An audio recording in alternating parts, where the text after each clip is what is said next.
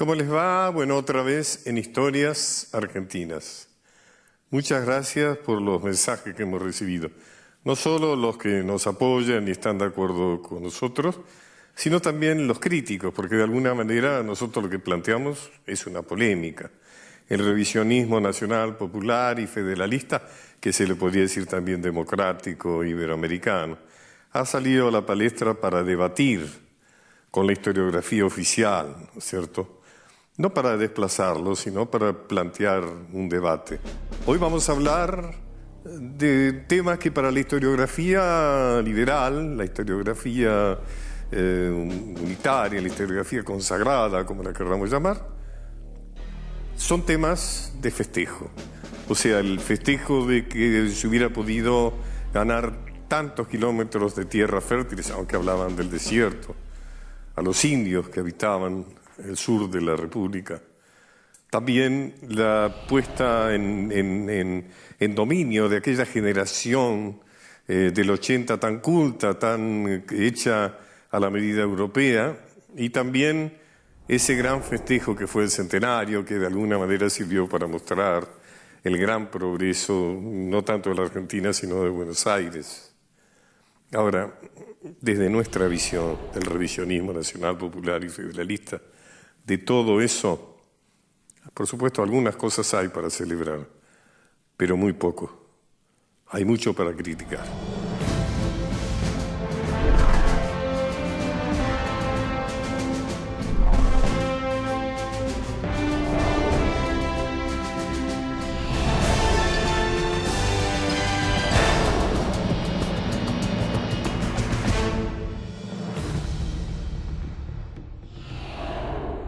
La segunda revolución industrial de fines del siglo XIX provocó un apogeo del colonialismo europeo. Europa se convirtió en el centro político, económico y financiero del poder mundial, en la que se destacaba Gran Bretaña con la expansión de su imperio de ultramar.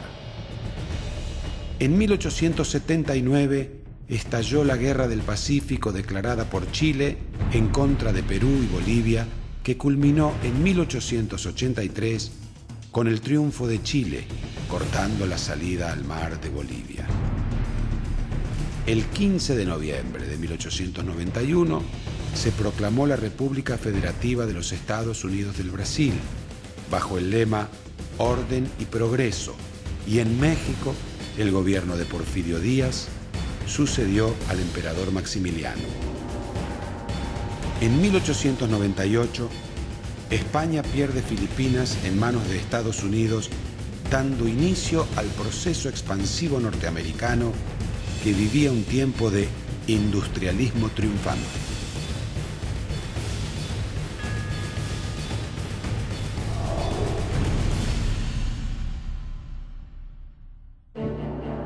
A la llegada de los españoles en 1516, la población en el actual territorio argentino tenía una antigüedad de entre 10.000 y 13.000 años.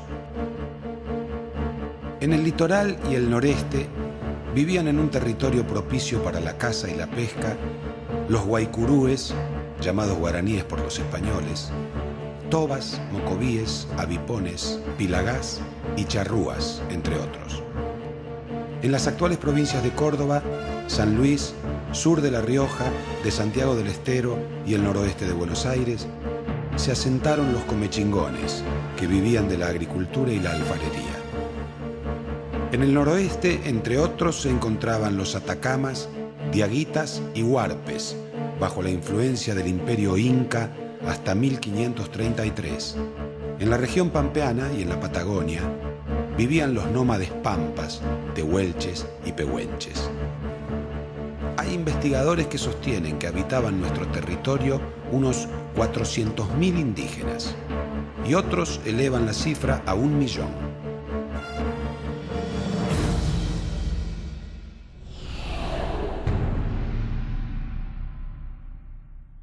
Realmente responde a lo que confieso que aborrezco cuando se habla de nuestros pueblos originarios.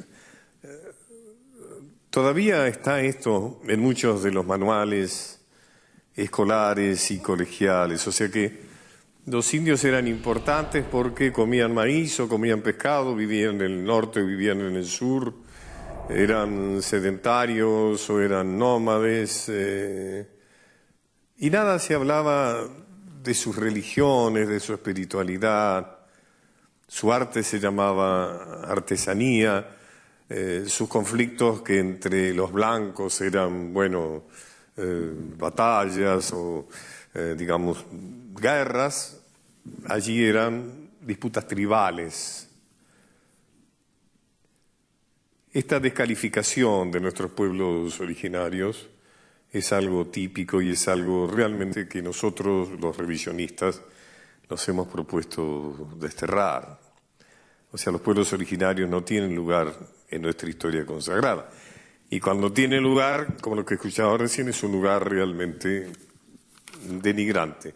Un punto clave de esto, fíjense, es cuando llega Solís al Río de la Plata. Llega Solís al Río de la Plata, está buscando el paso entre el océano y el Pacífico.